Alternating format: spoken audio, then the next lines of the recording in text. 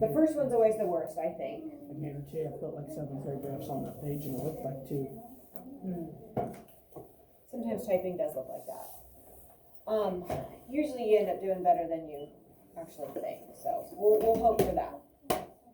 Okay, so we're going to continue on here. So our 2 types of cell division, we have mitosis, which is what we're starting with, and we said basically that is for organisms to be able to grow. You have to add more cells, and that's part of the reason, like when you're going through a growth spurt, you get really tired a lot of times, because like I know I could always tell when my son was about to go through growth spurt, because he'd be just exhausted, sleeping all the time, and then he'd grow like 3 inches. It's like, oh, it takes a lot of energy for your body to be able to make those new cells, to add that length and mass to your body.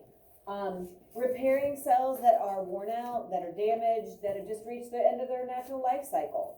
Okay, everything that's living has a natural life cycle, so that's even true of cells. Okay. We ended yesterday talking about how usually about 1 million dead skin cells slough or fall off of you every day. And if you would catch all of those, it'd be about 9 pounds by the end of the year.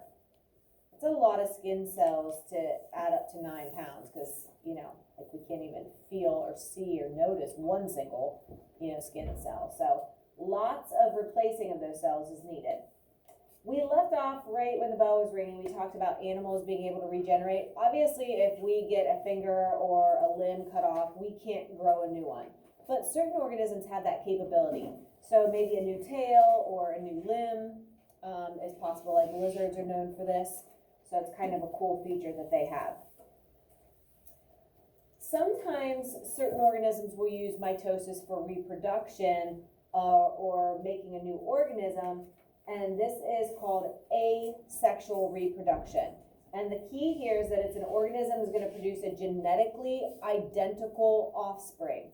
So we'll look at some examples of this, but this is basically like cloning, right? Where you have one parent and the offspring that is created is identically or genetically identical to the parent.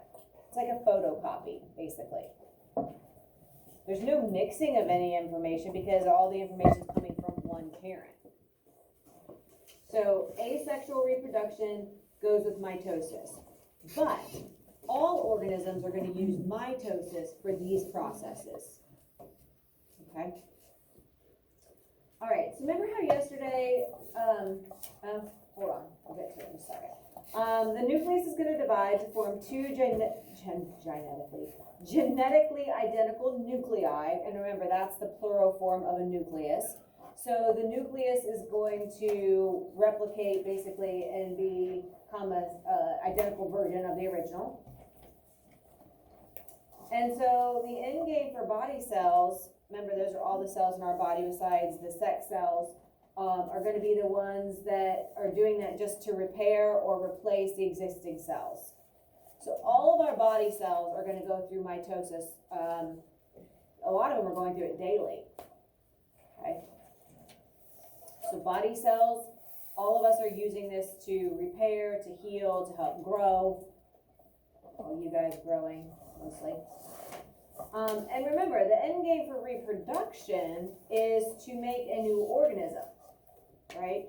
So most organisms are going through mitosis cell division for this process. There's only a few that are going through where the end game is to make a new offspring. And we'll take a look at some examples of those here in a little bit. So here's some advantages. All the genes come from one parent.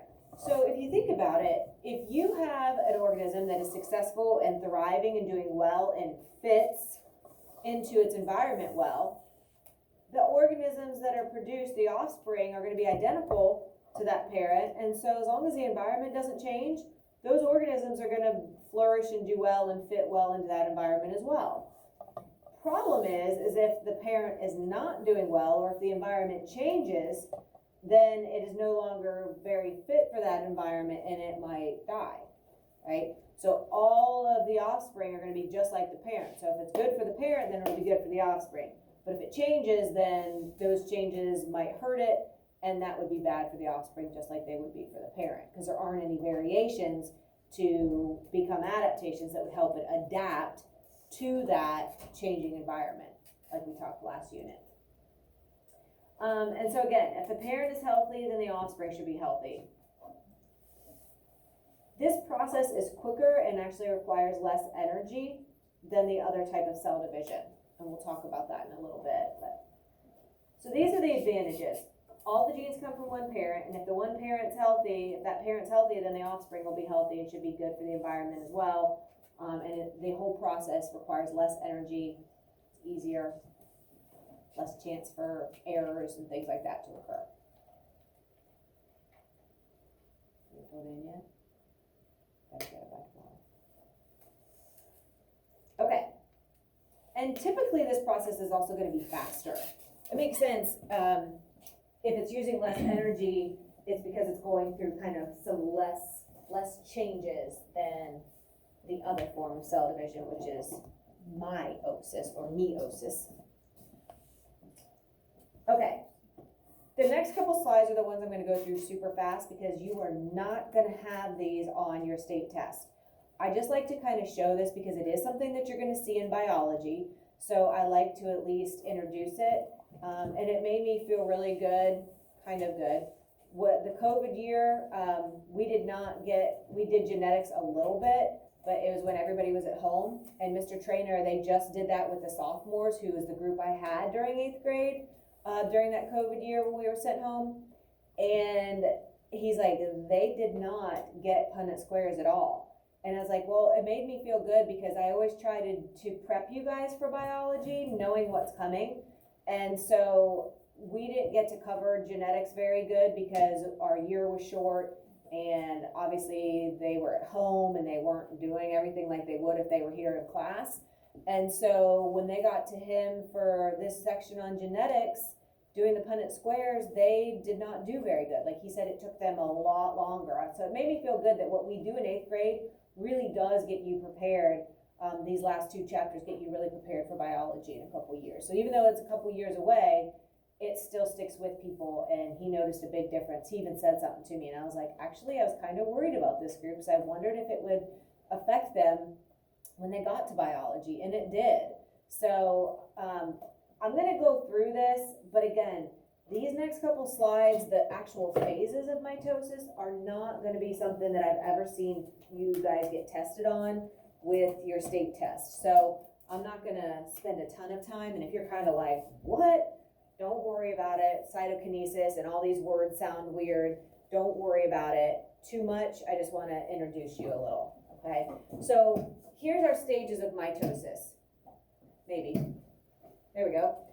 So our cell division cycle is kind of in 3 parts. We have the interphase, which is the preparation. And then it goes through mitosis, which is our cell division, and is broken up into 4 parts. And then comes the cytokinesis, which is the actual splitting of the cell. Because it's one cell turning into 2 identical cells is the end game. So typically for an adult human body cell, so like a hair cell, skin cell, liver cell, heart cell, muscle cell, it's going to take about 24 hours for this process. So that's why, usually like if you have a bruise or you have a cut, you can kind of start seeing healing within a day or 2, because those cells are going to start to get replaced within that 24-hour period. And the longer it goes on, the more cells get to be replaced over time. All right, so most of the cell's life is spent in this interphase, which is the preparation part. Gosh. It's going to actually only spend 2 hours in actual mitosis. And here's what's going to happen. The cell is going to double in size, because it's going to end up splitting in half. So you don't want a cell that ends up being half the size of the original. So it doubles, so then when it splits in half, it's the same size as what it started originally. The DNA is going to replicate, and so if you kind of see the picture, so here's the DNA in blue. This is the nucleus. It replicates. I lost my pointer. There we go. And now we have double the amount of DNA. These little things are calling organelles, which are just like they're like tiny organs of the cell. Like we have organs in our body, cells have little organelles, tiny organs that perform certain functions. So kind of generically, they just represented them with these little cylinders. So all the organelles duplicate as well. And then the next thing is that the chromosomes are going to kind of go from like this hairball look back here, like this. They're going to condense into chromosomes, and that's one of your vocab words. So anytime you see kind of these big X's that look like this, those are showing the chromosomes, okay? And so they're going to condense so that it's in a more easily spread out or like separated version. Instead of the hairball, it kind of gets more organized. These things called spindles form, right? And these centrioles are going to move towards the opposite sides of the cell. And this nuclear membrane is going to thin out and disappear. And you're going to see these, once the nucleus is totally disappeared, chromosomes are going to line up in the middle of the equator, which is the middle point of the cell. And it could be this way. This example is just showing it like this. And so these centrioles are going to attach these fibers and pull the chromosomes apart. So you can kind of see they will pull and separate. So go back. Here they're together. There's actually these little fibers. It's kind of like little fishing line is what it always reminds me of. They'll like attach here and attach here, and then they pull them apart, right? A spindle will connect here, a spindle will connect here, and it'll pull it apart. Here's what it looks like. So you can see they're all lined up. This one's ready to get pulled this way. This one's getting pulled this way. Okay? And so now the chromosome has been separated. Okay, so that sister chromatid had two halves when it was together. Once it gets separated, you have the full DNA material here and the full material here, because remember, it had duplicated back in that first phase. Okay, so again, you're not going to have to know all these steps this year. All right, I'm just trying to show you kind of what's happening. The nuclear membrane is going to now form around each group of chromosomes. It's going to unwind back to the original form. And then here comes the third part, cytokinesis is happening. The way I think about it is like if you have a water balloon that's not totally full of water, if you twist it, right, you could end up with half a balloon here and half a balloon here, right? If you could imagine that actually splitting all the way, that would be like what cytokinesis looks like. Okay. And so you end up with two genetically identical cells from the original parent cell. So one cell has now become two. Okay, so I'm going to go back real quick. I'm not going to really talk a whole lot. I just want you to kind of see, now that you've seen the whole process. Okay, so here's what we start with. One parent cell, original amount of organelles and DNA. We have to double everything. Then it has to condense the chromosomes so that it makes it into more usable form. Nuclear membrane dissolves. Chromosomes get lined up at the equator. Then they get pulled apart. So the full amount of information goes here, full amount ends up there. Cytokinesis is going to happen once the nuclear membrane is formed again. Everything condenses in those chromosomes, and that is going to split. Okay, and this is our end result. Genetically identical new cell. Okay. All right, again, this is just a visual for a plant cell, and I know it's a plant cell because it has a stiff cell wall. You see the nucleus, you see the chromosomes. The chromosomes have now condensed, the chromosomes have now lined up. These are the spindle fibers attaching, and then they're gonna pull that chromosome apart. And then the nuclear membrane forms around each section of the new chromosomes, and it will start to split. This is kind of the cartoon version. This is an actual picture of like a microscope showing that process. So these are microscope slides, and they just have those processes shown here. Yeah. How do they get pictures through a microscope? So what they can do is, like, depending on, you know, I don't know what plant this necessarily is, But they can just they have lots of different slides, and they just, all this is happening all the time. So what they're able to do is when they take that slide and they prepare it, they just see what stage they're at, and then they piece it all together so that you have it in this nice order. So it's not like you can just like say, oh, I'm gonna pick, you know, this phase or this phase. Like, you just have a lot of different samples, and then they kind of match them with where they belong. So they're sketching. This is actual pictures of the microscope slides, like what you would see through the microscope. But then they piece together so that they're in the right order. Yeah. Okay. All right, and this is for an animal cell, and I know that because it doesn't have that thick cell wall. But you can see it's a little bit blurrier. But you can see the chromosomes here in blue. They were like the hairball uncondensed version here. Here they're all condensed in the chromosome version where they're the X's. Now they're lined up like this.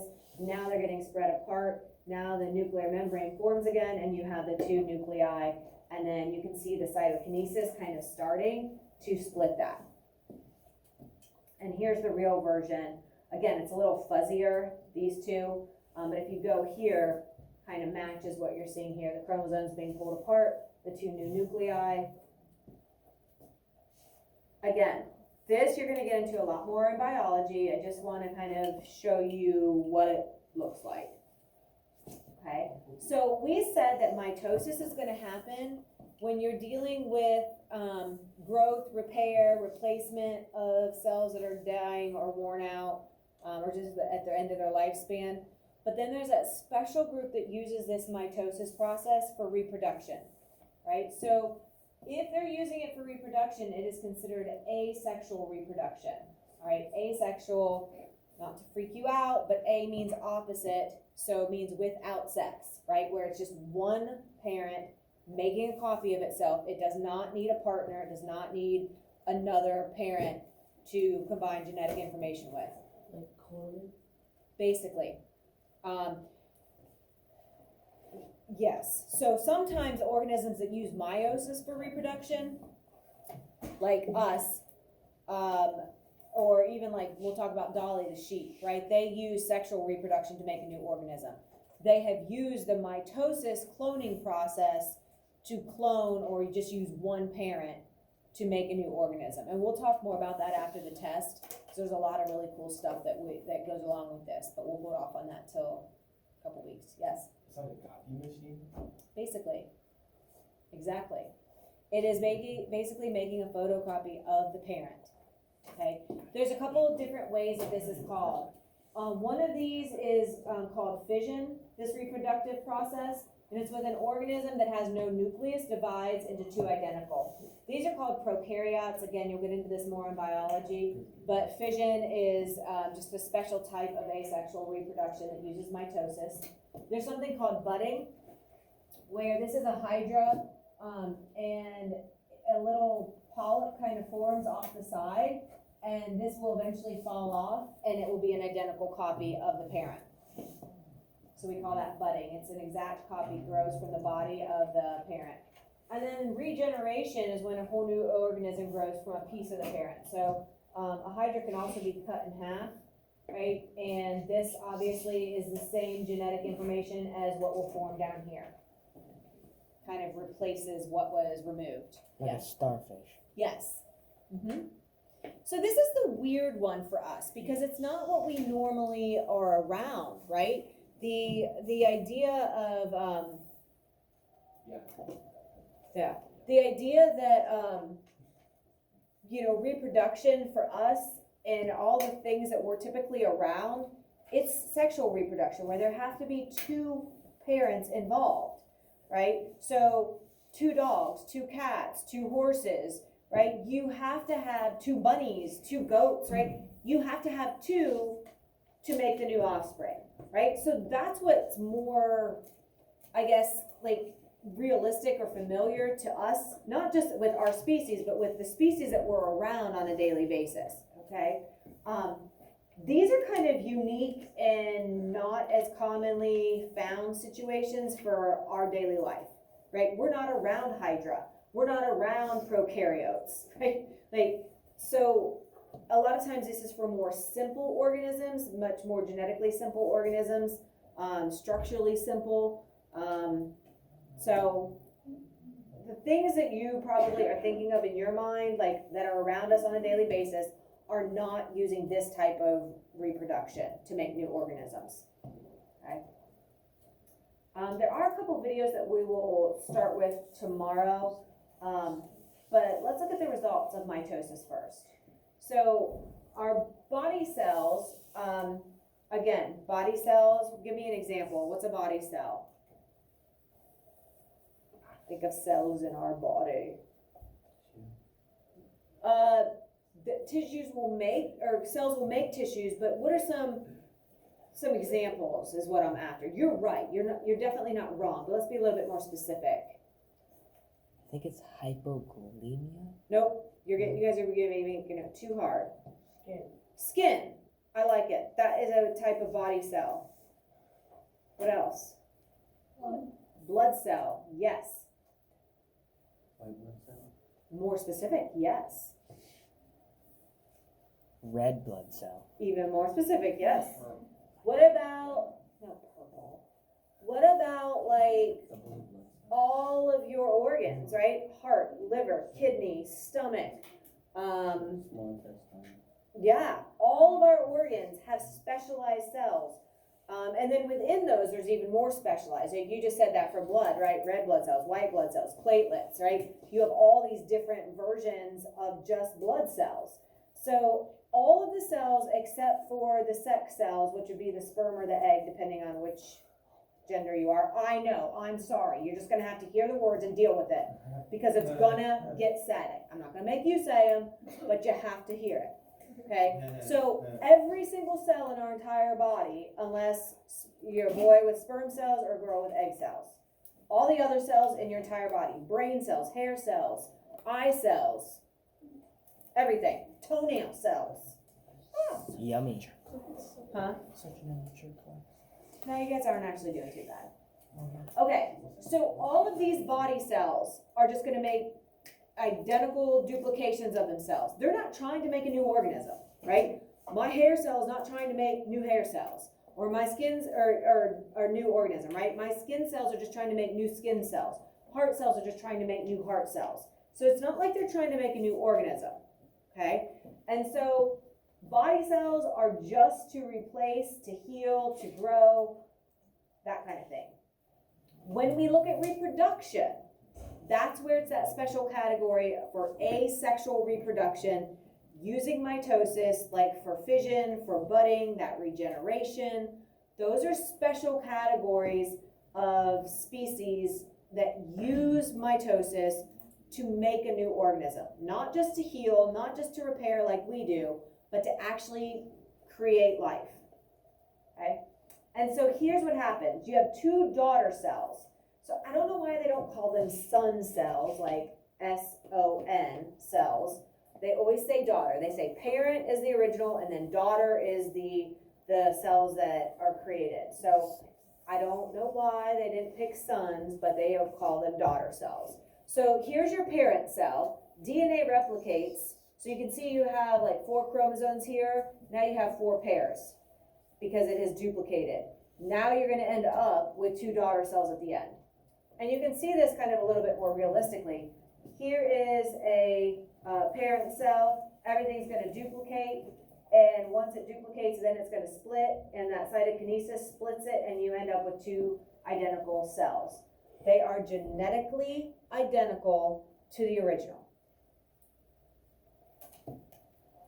Okay? So mitosis can be used for 2 things. Growth and repair, for like all of us, or for asexual reproduction for a very select, unique group of organisms. You guys okay so far? Like, you with me? No. Okay. All right, here's some vocab terms. The daughter cells are called diploid cells that each contain 2 sets of chromosomes. Diploid double, D and D, diploid double, that's how I remember it. We identify them as 2. Well, putting 2 in front of something doubles it. So 2, double, and diploid. All that goes together. We use n as the variable used just kind of generically. It could be an x or it could be a y or whatever, but typically they always use the letter n as that variable. But it's the number of chromosome pairs present in an organism. And this is what kind of makes each species unique. So if you have 21 pairs of chromosomes, or excuse me, 23 pairs of chromosomes, that's humans. We have 23 pairs of chromosomes. All right, so n is the number. We would have, our n number would be 23. Pairs would be 46, because we take that 2 times our n, which was 23. All right, so if you're dealing with the diploid number of a body cell, you're going to be dealing with the big number.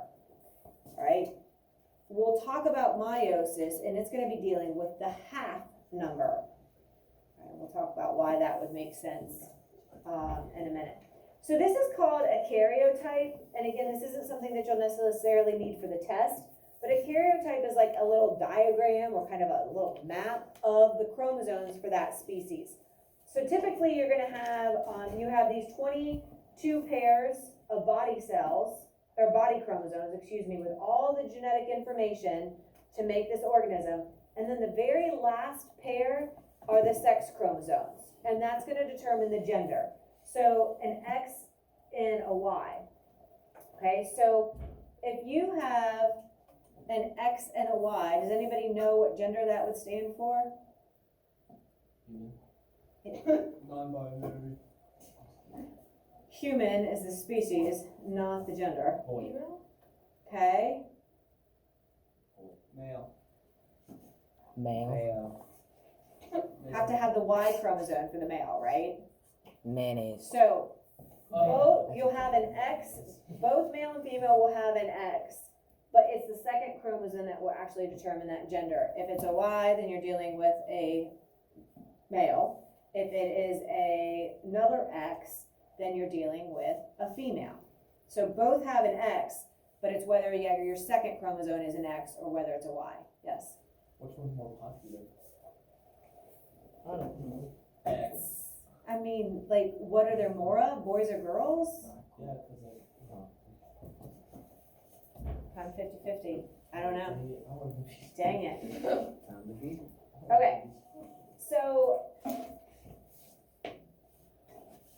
this is containing, it has 2 sets of chromosomes, 23 pairs, but you have 46 total chromosomes.